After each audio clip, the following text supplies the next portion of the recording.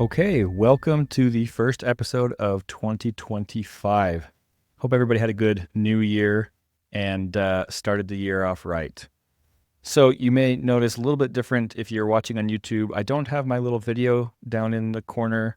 Last week there was a whole thing with the audio being off from the video, and I need to do some work to try and resolve that. If you are all into technology and want to shoot me a message about why that's happening and how I can fix it, that'd be great. But for now, I'm going to just turn off the camera. If you feel like I can't focus on the video when I watch on YouTube, I have to have like your face in the corner so I can watch your lips move and see what you're saying or whatever. I don't like just looking at a screen with this static, image or whatever on it. Tell me, I'll take that into consideration. If enough people care, then I will make sure to turn my camera back on. But my guess is that this will work just fine. So today's episode is just kind of a fun one. I never like to take predictions seriously. I've mentioned this, a couple episodes ago. Predictions are dangerous. Nobody knows what the future holds. It's too hard to say. And I've just realized that I've actually moved some of these episodes around in order. So next week is actually the episode where I'm going to be talking about what collapse might look like in the future. And I mentioned in that episode, hey, I'm doing an episode soon on predictions. Well, I've reversed the order because this is the first episode of 2025. I figure we might as well start it with the predictions. So you will be seeing this one before that one. It'll sound a little funny because I mixed up that order. But anyway, yeah, predictions. I think it's good to have an idea of what you think the future might be like. And I think it's fun to talk about that with other people. I like hearing other people's predictions. I like talking to other people about my own predictions. However, I never take predictions that other people have seriously unless they are, an expert in their field and they're backing it based off of concrete evidence, which I am not an expert, and I don't have any concrete evidence for the timing of any of the predictions, right? My predictions today that we're going to go through are things that I do think will happen at some point in the future, but there is no way to say when those things will take place. And so saying, oh, I predict these things are going to happen this year, I don't actually think that they will all happen this year. It's fun to do some long shots and kind of see what happens. The material from this episode, so my brothers actually reached out to me and said, hey, we want to do like a 2025 bingo. So let's all come up with some predictions and share them with each other and see how many we each get right. Now, our bingo was not supposed to be like a collapse bingo. Naturally, the way that I am, most of mine were. And they were like, whoa, dude, like, I sure hope that your predictions do not come true. And I was like, yeah, me too. But I did several, and I went back and revised them so that they weren't all so collapsy for that purpose for my brothers and my siblings. And anyway, so I figured what I'll do today is I just share the ones that were collapse related that I put into that bingo. And I also added in some others just to make it so that it was a nearly complete bingo board worth of predictions. And before I jump in there and we just take a look at them, one thing I'll mention is, and that you'll notice, again, I do feel like all of these things will happen at some point in the next 10 years, maybe 15 years. Maybe some of them are further out than that. And I kind of just threw a bunch of stuff together that I think will happen at some point, and then said, let's put them into this year. Maybe some of them will end up being right. Maybe none of them will. That said, I would be interested to hear other people's predictions. Like I said, I love hearing predictions. I love hearing what other people think. If you have a bingo card that you've put together or one that you would like to put together, feel free to send it to me. We've got an email address. It's breakingdowncollapse@gmail.com. Feel free to send an email or reach out, on YouTube or however you want. It'd be fun to hear your predictions. Put in the comments what you think will happen this year. That you can make them long shots. You can make them whatever you want. The more specific the predictions, the funner that is. But all right, with that said, let's just jump in and go through some of these. All right, here's my bingo. We can start in the very center with my free space. This isn't really collapse related, but I thought it was fitting as a free space. This was a few weeks ago that I made this board, and I felt like, yeah, Elon and Trump are going to have a major feud and fallout. again, not collapse related necessarily. I think discordance in the government is definitely a problem and one that will get worse with time. But in an oligarchy or a plutocracy or in whatever you want to call what we are in the US right now, the sort of feud between big money is something that I think will definitely happen. And so that's my free space. Now I'll start in the top left corner now. If you're just listening to this, it's just fine. All we're looking at here is my bingo board with everything written out. You can join on YouTube if you'd like to take a look at it, but I'm going to read all of these individually anyway. All right, in the top left, the first tactical nuke used in modern warfare. I think that as we continue to increase in the number of wars and the amount of tensions that are being experienced throughout the world, this is an inevitability at some point. I think this line will be crossed. I specifically put tactical nuke. I think that a government at some point is going to use a tactical nuke in a situation in which they know that no one's going to respond in an escalated way. So many people talk about MAD, mutually assured destruction, for the reason why nukes will never be used. But I think the thought behind that is like a nuke is the absolute worst weapon that you can possibly use. And if you fire one off, you have crossed a line in which, everyone is going to retaliate and it's nuclear winter and everyone's going to be destroyed. And I think that in today's age, there is a variety of nuclear weapons, of types, of sizes, of destructive capabilities. And tactical nuclear weapons can be pretty precise and contained and that sort of thing. And so I could see a Putin or somebody else saying, we're in a situation where I can show that I am just unhinged enough, or that I am willing to do what I say I'm going to do, or willing to do what it takes to win.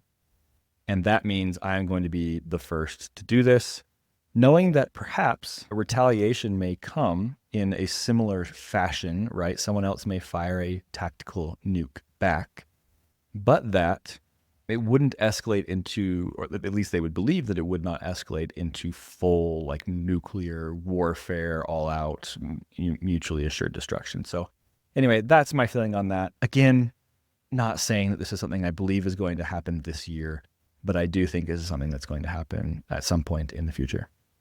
Okay, next, first wet bulb event killing 50,000 plus. I had originally put 100,000 plus, but I knew that would sound hyperbolic to my siblings, so I dumbed that down to 50,000. Again, this is one of those things that is an inevitability at some point in the future. We're heading more and more in this direction, obviously.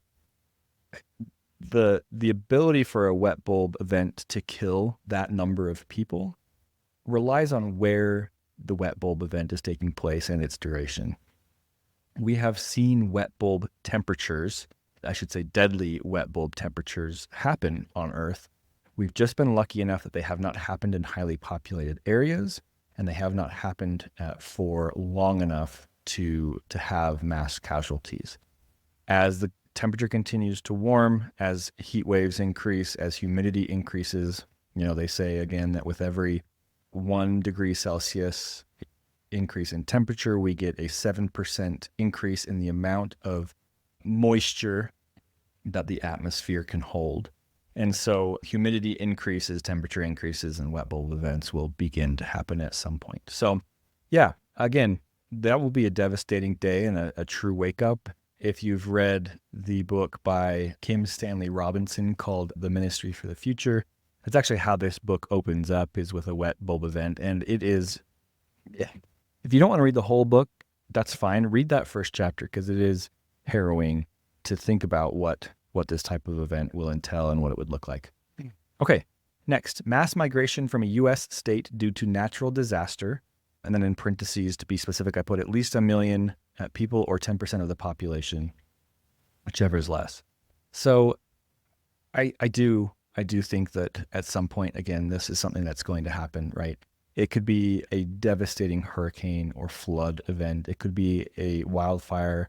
It could be an earthquake. It could be any number of things that has the potential to disrupt the population of a state or an area of the U.S. or of the world, of course, as well. Most of these are U.S. based because it's what I know, and the predictions are more easily quantifiable by me in the U.S.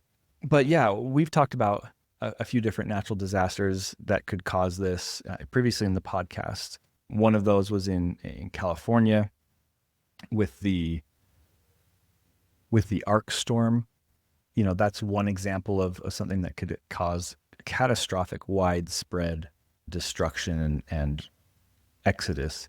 One thing that's interesting, though, is that it doesn't have to, this mass migration within the U.S. could happen from any number of not just primary events, but secondary events afterward, right? There could be a massive or many massive natural disasters that lead to insurance companies ceasing to insure homes. When that happens, where are people going to go? What do they do? They have to leave. They go try to find somewhere cheaper to live, et cetera, et cetera.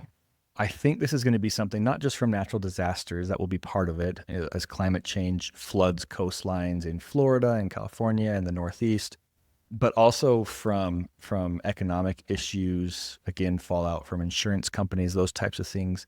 There's going to be a lot of movement. There will be entire swaths of the U.S., I think, in the next 30, 40 years that are now populated that will not be. So my prediction here was, I think, a minor beginning to that somewhere in at least 1 million or 10% of the population being displaced. Okay, China will begin military effort to occupy Taiwan. Again, I think it's another inevitability. I don't think China will stand by forever and not continue its expansionist efforts. Taiwan seems to be where it has its sights set, and this one is a prediction from me for this year. Again, I'm not an expert. I have no idea if it will actually happen, but I do believe that having Trump in the White House is going to weaken, the international community's view on our willingness to stop them. Bitcoin crashes by greater than 60%. Yeah, I think not just from a normal, like, hey, we're in a bear run probably this year, the crypto cycle is going to turn. I do think that that's true, but I think Bitcoin could also experience a crash above and beyond that.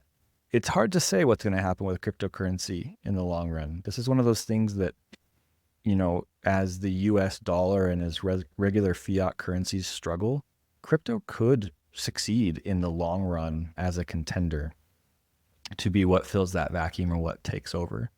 Do I believe that that's what's going to happen? I don't know. But Bitcoin crashing by 60% really isn't that much of a long shot prediction considering how volatile cryptocurrencies are. And this is also not to say that after it crashes by that amount, it won't regain. So this is another one that I feel comfortable saying, as a prediction for this year. Still a bit of a long shot, but yeah, we'll see. 3 countries experience food price increase of at least 100%.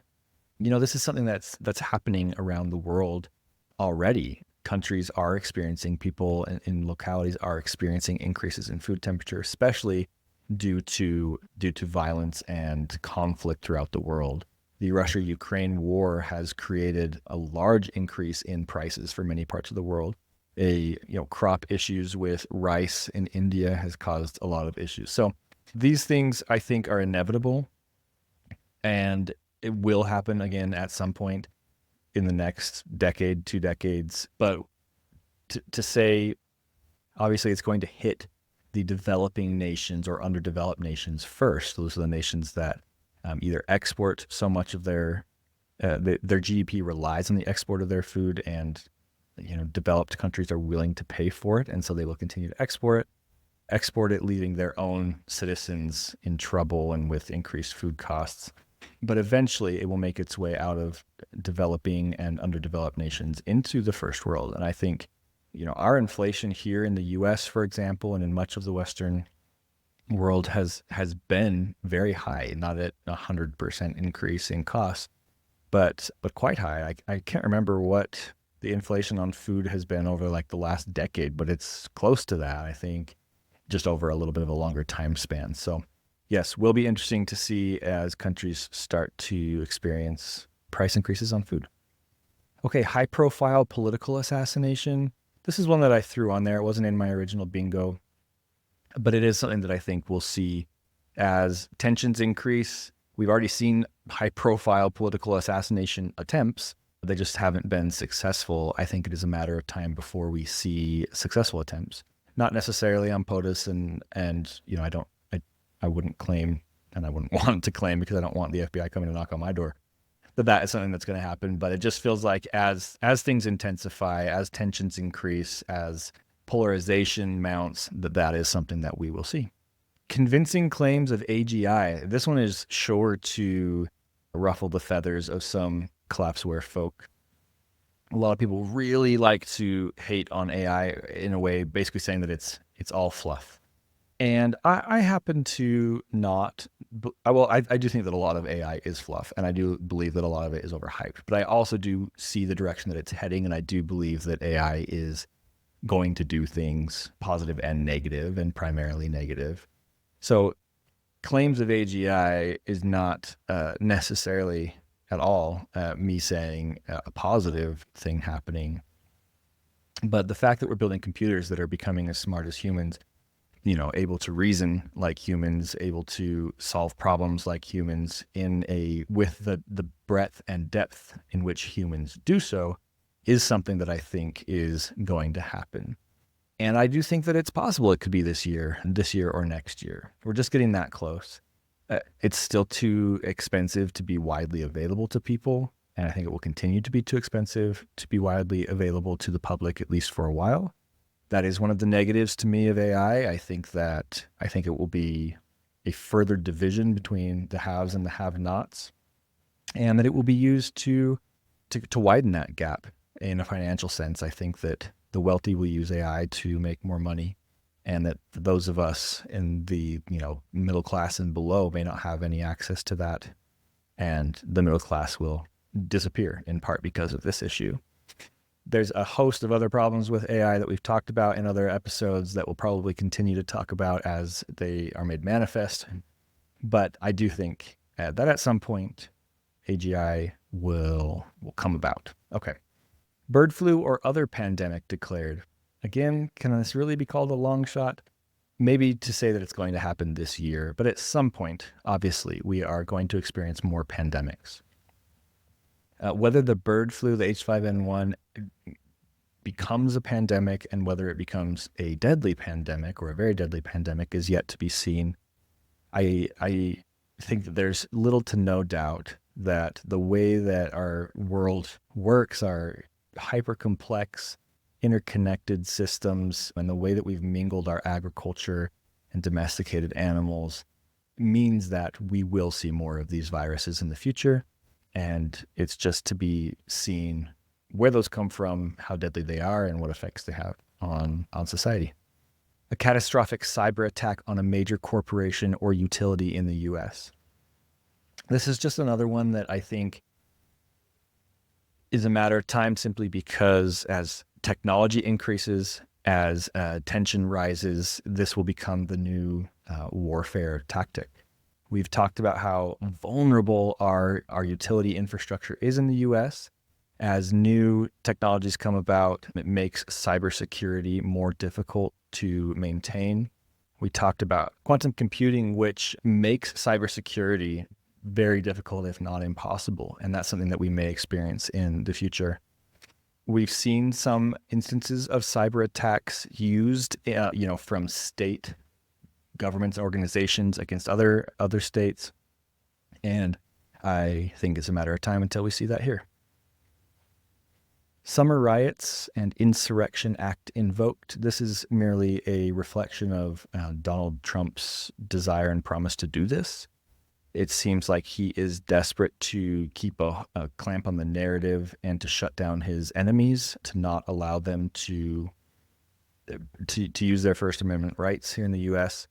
The Insurrection Act, for those not familiar with it, essentially allows the president to use the military against its own citizens. That doesn't necessarily mean we're not talking about necessarily in like a, the full force of the military, but something like using the National Guard or other branches of the military to stamp out protests, which can be done in a violent way and essentially violates the rights of citizens, but with a stamp of approval. So yeah, that's something that I could definitely see happening, especially if Trump does terrible things that people are willing to stand up against.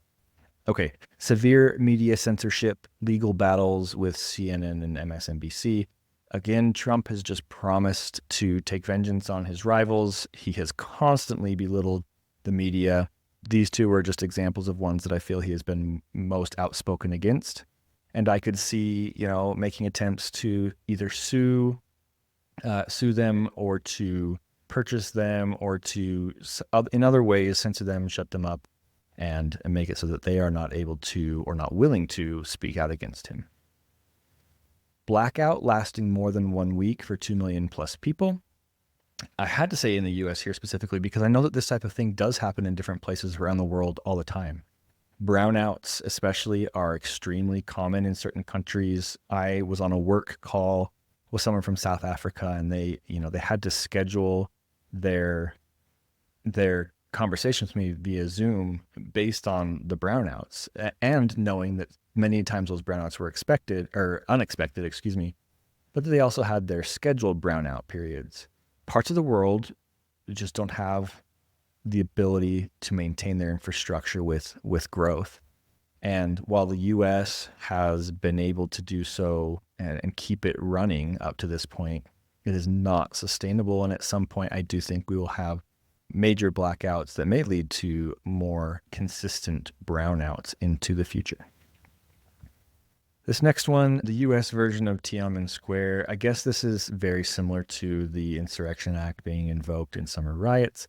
Just, I guess, precludes more violence, a single event in which many citizens could be killed and a lot of violence perpetrated against them from the government in order to silence them, similar to maybe like a Kent State situation, but I picture it being even more severe still. And if you were on our bonus episodes, when Kellen and I were doing this together, we briefly had a kind of a creative podcast in which we talked about the future. And in that podcast, we kind of created this creative, I guess, idea of what the future could be like in the year like 2032. And we acted like we were still podcasting at that time and talking about the things that were happening and had happened. And one of those was this idea of a major event involving Donald Trump using forces against the American people. And this was before Donald Trump had been elected. We predicted through that, kind of envisioning what the future was going to be like. We did predict that he was going to win. And I hope that the rest of the things that we talked about in those 4 or so episodes that we released on that before Kellen stepped away from the podcast, hope that those things don't come true. But this part of it, this prediction was one that came from that. Total collapse of one of the following: A, the healthcare system; B, home insurance; or C, university college system. These are all pieces of infrastructure capital in the U.S. that I think will not survive in the coming decades. I think home insurance is probably one of the first ones to fall. Maybe not completely, but there will be, I think, a collapse of that system generally as rates become too unaffordable, because the rate at which homes are being destroyed by natural disasters, climate change, and other issues, failure to maintain infrastructure, economic issues not allowing for mortgages to last, those types of things will make the insurance industry very hard to maintain. This is an extremely long shot, any one of these 3 for this year. There could be major events that might stoke these things. Another pandemic could have more severe impacts on the healthcare system. We nearly saw a collapse of the healthcare system. And you could probably argue that we saw a temporary collapse of the healthcare system during COVID. And so more strain being put on those systems, which have still not fully recovered, would or could be very, very detrimental to their long-term health. And then lastly, the university or college system. That's just one that maybe not even from like a necessarily a collapse standpoint. It's just not sustainable. The way that our universities, colleges are run, the amount of money required to get a degree has increased exponentially. And the benefit that comes from that education seems to be decreasing. You don't have to have a college education anymore to make the same amount of money. In some cases, you do. Sure, there are plenty of jobs in which you do, but I think the value of a college education is decreasing relative to the amount of its cost. And so as people start to figure that out, as kids stop enrolling in college because of those costs and because incomes are decreasing and the ability to repay those is decreasing and the loans and their interests are getting too crazy, it will make public colleges and universities very hard to maintain. This is just a silly one. I put Trump will ask, quote, would a nuclear winter really be that bad? So when you see that tweet or that video or whatever in the news conference or an interview where he says that, just remember I was the first to call it. Guerrilla warfare, internal terror attacks a la troubles in Ireland.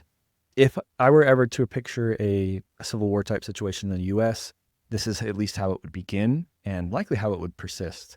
A civil war in the U.S. would not be, North versus South, a line of people with guns firing at each other across a field. It would be guerrilla warfare. It would be, the right in their rural communities attacking infrastructure that supports large cities, for example. That's the type of stuff I could see really taking a grip on the U.S. I don't think that necessarily would begin this year, but it is, again, something I expect to see in the future. Russia makes move against NATO, and then I put specifically Poland. Dying empires seek to, in a last gasp effort, to exert their power and expand. It's a death rattle. It's a way of trying to maintain some sort of relevance in a system that's rejecting them. The U.S. has done that, is doing that, and will continue to do that. And I believe that Russia has already done that with Ukraine and will continue to attempt to do it. They are failing in Ukraine. It's not to say that they may ultimately fail there. They may end up winning that war. But with such great losses that it does call into question their long-term viability. And you could see a desperate attempt in an aging and potentially sick, people say possibly Putin, to do some pretty drastic things and to make his presence known to NATO and to say that he's not going to accept any more expansion. So to be seen. Donald Trump dies in questionable circumstances. That's not really collapse related. I probably should have taken that one out. It's just a random guess. It wouldn't surprise me. There's conspiracies, and I'm not a conspiracy theorist, but there's some stuff that makes sense around the idea that Trump may not be the guy and can't continue to be the guy forever. And so, Peter Thiel and his grasp on J.D. Vance and this idea that J.D. Vance could kind of be put into power. If that were to happen on purpose, it would be something that may not happen until after the 2-year mark, so that J.D. Vance could have two full terms in office, plus the almost 2 years taking over for Trump. So anyway, just a random guess, and I didn't say that he would be murdered. It's just that it will be questionable. Okay, we got 5 left here. Thanks for sticking with me, folks. Major discovery of proof of alien life disputed. So this one's fun because while I do believe in alien life, I have a very low probability that alien life would actually show itself here or that we would have proof or discovery of it. I think that, as we've seen at the end of last year with all of these drones and then the UFOs, it seems like every couple of years there's this big like UFO conspiracy. There are aliens and we have proof of that, etc., etc. And I think it is a lovely distraction from what's actually happening. It's a great way to get people talking about something that's not anger towards the government. I mean, imagine Luigi Mangione shoots and kills a CEO and gets people just in people are talking about this. They're talking about class consciousness and class warfare, and they're talking about the billionaires. And within a week, suddenly, all over the media, all over the news, all over social media, we're being blasted by this, oh, look at these drones. Who's sending the drones? Who can we blame? And it serves as a distraction. So I put it as kind of a silly long shot that there may be the government may come out and say, we have this proof, we're ready to release it, here it is, and it will probably happen at a very opportune time for them to distract from something else. All-out war in the Middle East. I did get more specific with this one, I think, on my final bingo with my siblings, but essentially that the war between Israel and Palestine, which is really a proxy war between the US and Iran, will extend far beyond, and not just like, oh, Israel is sending some rockets into Lebanon or into Beirut or something like that, but like fully pulling other countries in. I could see Iran, I could see a resurgence of war going into Iraq or pulling in Saudi Arabia or something like that as being a very real possibility. And that can be, again, proxy from Iran. It could also be Russia, China, funding and supporting that proxy war. A major shortage will halt entire industries, precious metals, semiconductors, or natural resources. I worry a lot about semiconductors with the issue of China-Taiwan. Taiwan is one of the, or maybe the largest semiconductor producer in the world.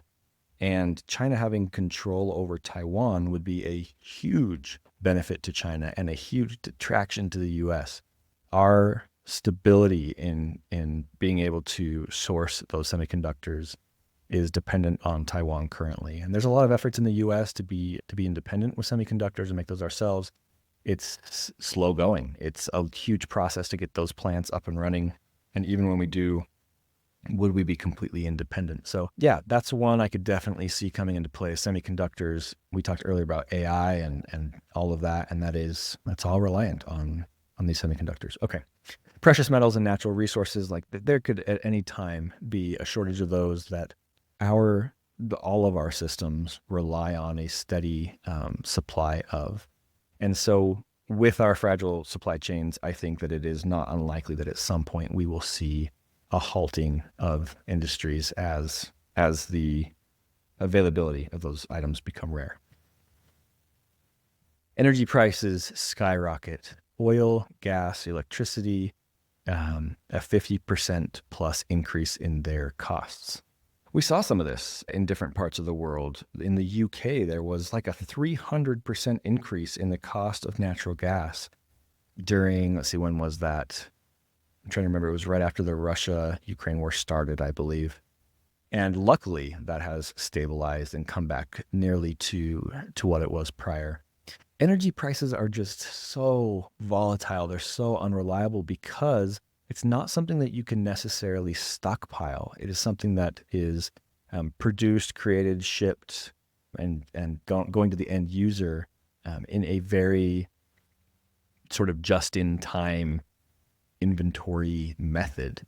And any disruption in that supply chain, from the actual supply of the product itself and the production, all the way to getting it to its final consumer, through the massive supply chain, can cause real issues. War does this, of course, because especially with gasoline, with petrol, there's just so few nations relatively that control the whole market that it is easy for embargoes and things to increase the costs, or a decrease in supply if well runs dry, if economic constraints don't allow for it to be profitable, et cetera, et cetera. So these things can happen quickly. And I think this is going to be, just from a collapse perspective, one of the biggest things that we're going to see have the biggest shocks on the world and our society is the inability for individuals to be able to pay the high price of a dwindling supply of energy. Last one, stagflation declared. So again, we've talked about how everything in collapse, and I'm going to harp on this more next week, but is economically related, or it's economically manifested. Collapse shows itself through our economic system. And so stagflation is, amongst the worst economic scenarios you can be in which the price of everything increases, but the income in which people are receiving to pay those higher prices does not increase. In a normal inflationary situation, maybe the price of groceries doubles, but so does, the income on average, or at least stays somewhat close, which means that it basically just means that the money you have saved in the bank has less of a value, even though you're still able to pay your groceries with the income that you receive from your job. It hurts people in retirement, right? It hurts assets that you might have that don't grow with the inflation, et cetera, et cetera. But stagflation is so much worse because it means that the price of groceries goes up, but the ability to pay for those groceries does not increase. And if you are the average citizen, you probably are saying, well, yeah, I'm experiencing that. Groceries went up 60% over the last X number of years, but my income has gone up 10%, right? Or not gone up at all. In the US, we have seen that minimum wage has not increased in like 20 years. When I started working at 16, it was the same that it is now, which is $7.25 an hour. I did earn that when I started my first job. I have been blessed that since COVID, my industry or whatever, my income has increased, and I've been very lucky to be able to afford the increasing costs of groceries and housing and energy and all of those things. But I know so many people are not. And this feeling of stagflation for individuals is there. It's just whether or not it's going to be something that is maintained throughout the entire economy and across, the average. And so whether or not stagflation gets declared this year or into the future, I don't know, but I do think that this will be the way in which collapse manifests itself. And one specific example of this, we just talked about groceries. If the supply of groceries were to decrease, if the supply of food goes down, that would necessitate an inflationary pressure on the cost of those groceries, right? There's just as many people that need them, but there's less of them to be had, and so the cost of those increase. While at the same time, economic issues make it so that there are less jobs available, so less people are working, and corporations or businesses can pay people less because there is more demand for those jobs. That's exactly how that plays out. Suddenly, they can be picky and choosy about who they hire. They can hire the people who are willing to be paid less. And now those people are paying for groceries that cost more. And that's exactly what collapse is going to be. A decrease in the amount of supplies, an increase in that demand causing the cost to go up, but a decrease in the ability for people to pay for them as jobs become less and less acquirable. All right. These are my predictions. I have to say it again, and I'm sorry if it bugs you that I keep saying it, but I hate when people come out with predictions and say, I am God, I know what's going to happen. I am not God. I'm not an expert. I'm just me. And this is where my collapse brain is at. Thanks for joining me. I hope that if you are enjoying these episodes, you'll join me on Patreon. Come find me there. Just get more episodes, right? Another episode each week. Hang out with me for another 20 minutes or so there. Talk about the things that are happening in the world. We'll talk about, which these predictions might come true through the news stories each week. And then you can also have access to communicate and message me there through Patreon, where I spend more time. Thanks so much. Have a great week. We'll talk again later.